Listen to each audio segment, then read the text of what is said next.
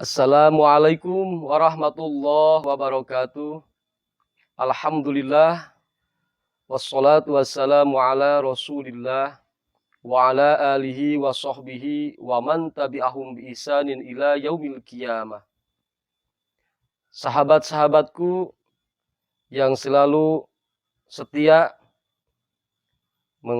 melihat video-video saya di YouTube Kapia TV. Mudah-mudahan semuanya pada sehat, mudah-mudahan semuanya ada dalam lindungan Allah Subhanahu wa taala. Dan kita harapan yang paling utama adalah diberikan kekuatan iman Islam. Sahabat, pada kali ini insya Allah saya akan menjawab dari pertanyaan saudara-saudara yang langsung masuk ke WA saya. Bagaimana dan apa gunanya ikhlas dalam amal? Ini adalah pertanyaan yang sungguh luar biasa dan insya Allah mudah-mudahan dengan semampu saya akan saya jawab.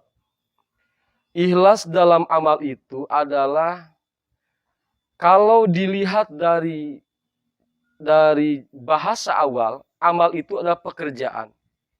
Asal mula pekerjaan itu kosong, bagaikan badan tanpa ruh. Ikhlas dijawab, wa wujudul ikhlas ruhun fil amal. Dalam arti adanya keikhlasan itu roh dalam amal. Berarti amal tanpa ikhlas bagaikan badan tanpa roh. Berarti manfaatnya ikhlas itu insya Allah untuk menjadikan amal kita berbentuk, juga punya roh, dan bisa menjadikan amal yang diterima oleh Allah Subhanahu wa taala. Terus bagaimana kalau amal kita tidak punya ikhlas dan tidak dibarengi dengan ikhlas? Apakah itu akan diterima oleh Allah? Maka saya insya Allah akan menjawab dengan tingkatan ikhlas itu terbagi 4 tingkatan. Yang pertama ada yang namanya ikhlas mubtadiin. Apa itu ikhlas mubtadiin? Ikhlas mubtadiin itu adalah amal orang, manusia yang beramal karena Allah, lillahi ta'ala.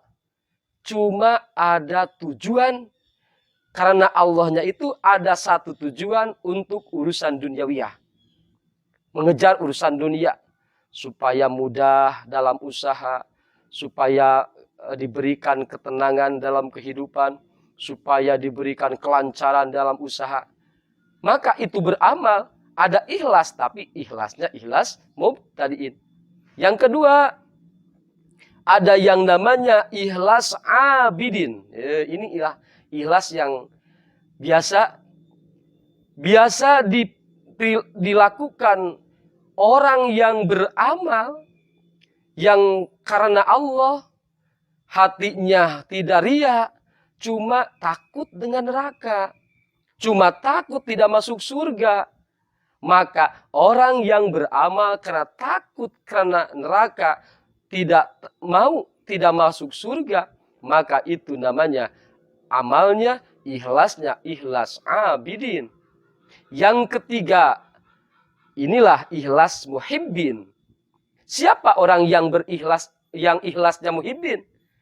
Orang-orang yang beramal, orang-orang yang melaksanakan perintah Allah, dalam hatinya lillah, jauh dari riya, tidak punya rasa takut oleh neraka, dan tidak punya harapan masuk surga, karena rasa cintalah kepada Allah, karena rasa cintalah kepada Rasulullah, dia beramal karena Allah dan karena Rasulullah.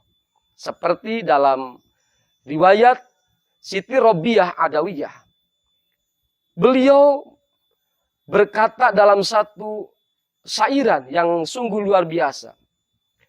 Inilah syairan yang biasa dibaca oleh para bapak-bapak atau ibu-ibu lagi pengajian atau Jumatan. Ilahi lastulil firdosi ahla walal aqwa ala naril jahimi fahabli taubatan waghfir dunubi fa inna taghfiru dan bil adimi. Inilah contoh ikhlas muhibbin.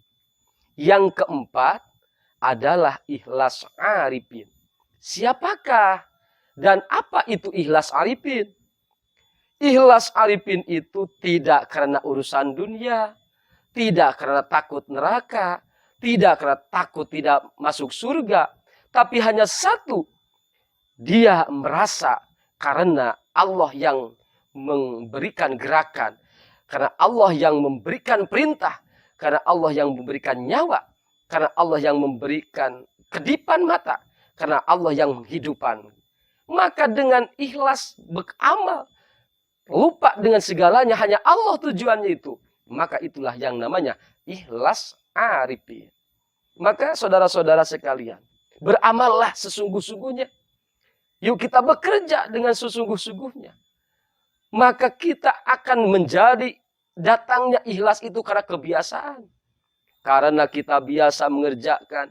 Karena kita biasa melaksanakan. Dengan sendirinya hilang yang namanya malas. Hilang yang namanya riya. Hilang yang namanya punya tujuan urusan duniawiyah. Maka akan dengan sendirinya, dengan lillah akan datang ikhlas yang sebenar-benarnya. Mudah-mudahan kita semua beramal diterima oleh Allah Subhanahu wa Ta'ala. Jangan lupa, jadilah keikhlasan dalam beramal supaya hidup kita menjadi bernuansa luar biasa, menjadi berwarna dalam kehidupan. Beramal juga bukti amalnya itu bisa diterima oleh Allah Subhanahu wa Ta'ala. Harapan satu-satunya adalah amal kita semoga menjadi amal yang terbaik di hadapan Allah Subhanahu wa Ta'ala. Saudara-saudaraku, mudah-mudahan kita besok bertemu lagi dengan jawaban-jawaban. Mudah-mudahan ini tidak puas. Karena ya namanya juga ilmu saya tidak banyak. Cuma kemampuan yang sedikit.